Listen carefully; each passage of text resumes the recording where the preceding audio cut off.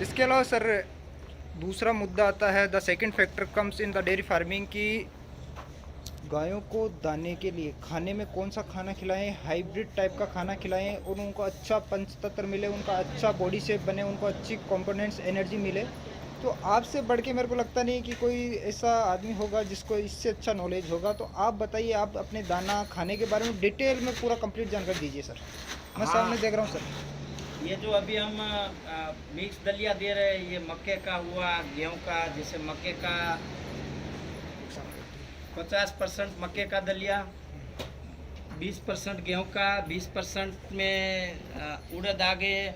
इसमें आप मेथी भी डाल सकते हो, गम गुवार का दलिया भी डाल सकते हो, जौ का दलिया डाल सकते हो, तिल की खली डाल सकते हो, कोकोनट की खली डाल सकते हो, कॉटन सीड भी डाल सकते हो। लेकिन कॉटन सीड जीएमओ नहीं होना चाहिए, ऑर्गेनिक होना चाहिए। जी सर। और इसमें शतावरी दे सकते हो औषध के रूप में, अश्वगंधा दे सकते हो, जीवंती दे सकते हो, और ठंड में शहद दे सकते हो, गर्मियों में पलाश के फूल दे सकते हो, तुलसी दे सकते हो, हल्दी दे सकते हो, अजवाइन देना चाहिए, काली जीरी देना चाहिए।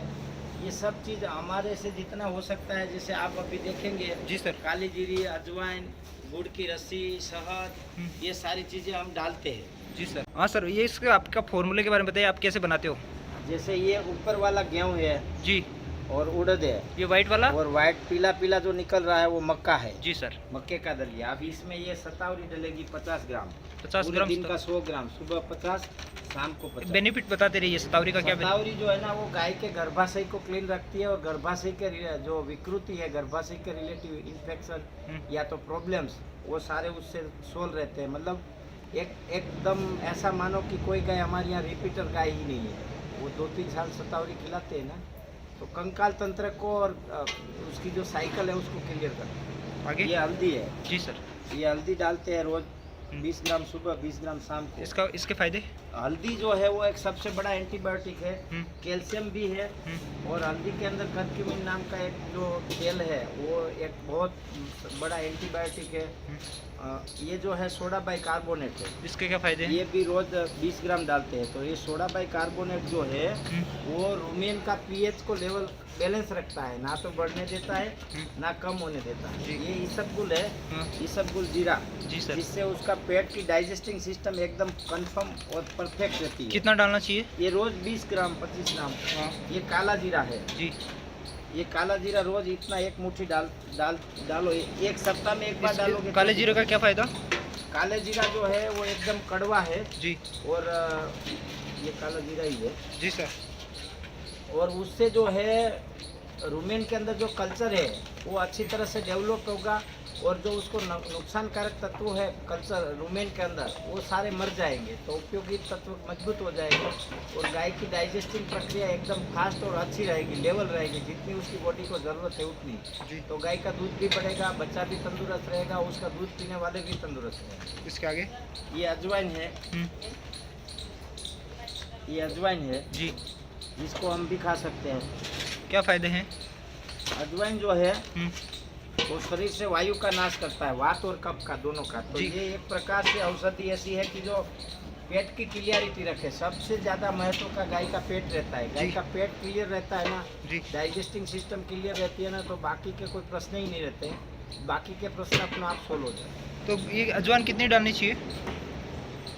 20-25 ग्राम, 20-25 ग्राम, या तो सप्ताह में एक बार 50 ग्राम, बहुत हो गया। अब ये एक गाय का आपने बना रहे हो? हाँ। तो एक गाय में कितना टोटल कितना केजी है? सब मिला के होगा लगभग 3-3.5 किलो। 3.5? एक टाइम देते हो या दोनों टाइम देते हो? दोनों टाइम। यही सेम प्रोसेस। इसके अलावा हरा चारा? हरा चारा एक टाइम और 2 टाइम सूखा चारा। सूखे चारे में क्या खिलाते हो? सूखे चारे में ऑर्गेनिक ज्वार की कुटी है। हमारे यहाँ एक क्षेत्र है 200 किलोमीटर, जहाँ कोई केमिकल यूज होता ही नहीं, और वहाँ हर साल ओनली ज्वार ही होती है, बाकी कुछ नहीं होता जी। तो वहाँ से हम ज्वार खरीदते हैं, जिसका अभी कटिंग हो रहा है, मशीन चल रही है। और मूंगफली का होता है, मूंगफली होता है, और मक्का ज्वार अपने खेत में लगाते हैं, वो हरा खिलाते हैं, गन्ना, ये सब सारा ऑर्गेनिक आपके। गाजर। इसको कैसे फिर मिक्स करना पड़ेगा? इसके ऊपर गुड़ की रस्सी डालेंगे। ये फाइनल स्टेज आ गया इसका। हाँ, ये गुड़ की रस्सी है।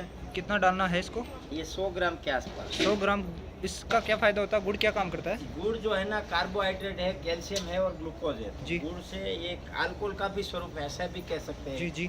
तो इससे जो है ना डाइजेस्टिंग सिस्टम बहुत फास्ट होगी। जो अंदर कल्चर है हम्म, स्टमक रूमेन के अंदर, वो कल्चर का ग्रोथ प्रमोटर के रूप में गुड़ काम करेगा।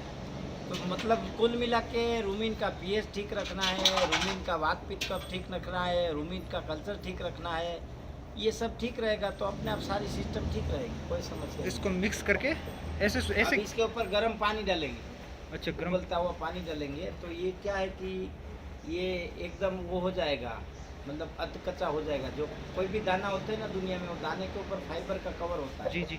वो फाइबर का कवर गाय का रूमिन का जो एनर्जी लेवल है उससे नहीं टूटता। जी। तो उबलता या गर्म पानी डालते हैं ना तो फाइबर का कवर टूट जाता है। जी। तो 80-85%, 85% ये डाइजेस्ट हो जाता है। इसको फिर हरे चारे के साथ या सूखा ही खिलाओगे? नहीं, ये सीधा ही देंगे दूध निकालते वक्त उसका। आपको कितना कॉस्ट आ जाता है इसको ऑन एवरेज निकालने में?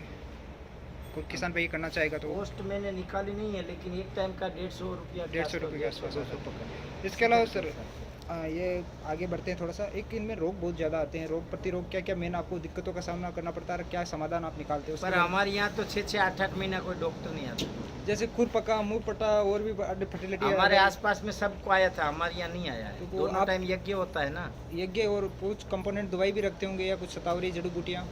वो जड़ी बूटियाँ ऑलरेडी इसमें आई गई ना, तो रेगुलर जा रही है, तो मुझे नहीं लगता है अलग से कोई देने की जरूरत नहीं पड़ी आज तक कभी। कभी नहीं पड़ी। और ये कि ये पॉलीथीन वाला सिस्टम बहुत चल रहा है चारों ओर, देखते हैं गर्भाशय के अंदर पॉलीथीन फंस जाती है, बच्चादानी खराब हो जाती गर्भाशय में तो पॉलीथीन नहीं घुसती, लेकिन रूमेन में पॉलीथीन घुसती है। है। हाँ। पर पॉलीथीन जो एक बार पेट में रह लेती ना 2-4 साल, तो वो गर्म होके एक दूसरे से चिपक जाती है, फिर वो बाहर नहीं निकल सकती। तो उसका क्या इलाज है, कैसे करते हैं फिर? उसको रूमिनोटोनिक ऑपरेशन करना पड़ेगा, फॉरेन बॉडी करना पड़ेगा। ओके सर, इन्हीं शब्दों के साथ इस वीडियो का आपने जहाँ से ऐसे लेके जेड तक संपूर्ण जानकारी दी है, कैसे डेयरी फार्म स्टार्ट करें, कहाँ से कहाँ तक पहुँचे, कितनी गायों के साथ शुरुआत करनी चाहिए, चारे में क्या होना चाहिए, कैसे उनके साथ बिहेव करना चाहिए। तो मैं आशा करता हूँ कि जो सामने दर्शक देख रहे हैं उनका एक भी क्वेश्चन नहीं बचा होगा। अगर बचा भी है तो सर एक बार कॉन्टैक्ट नंबर आप अपना बता दीजिए। हाँ, हमारी एप्लीकेशन है, आप प्ले स्टोर में वैदिक गोपालन विद्या लिखेंगे तो हमारी एप्लीकेशन आ जाएगी। हमारे जीवन के वैदिक अनुभव जितने भी है, होम्योपैथी और वैदिक ट्रीटमेंट के अनुभव, वो सब उसमें एप्लीकेशन में है। और नीचे आपको हमारा फ़ोन नंबर और हमारी वेबसाइट भी मिल जाएगी। जी सर। तो सब चीज़ हमारी आपको आप मिल जाएगी। आप तो एकदम एडवांस लेवल के डिजिटल फार्मर है सर, डिजिटल डेयरी ओनर है। इन्हीं शब्दों के साथ sir thank you so much. जय गौ माता सर।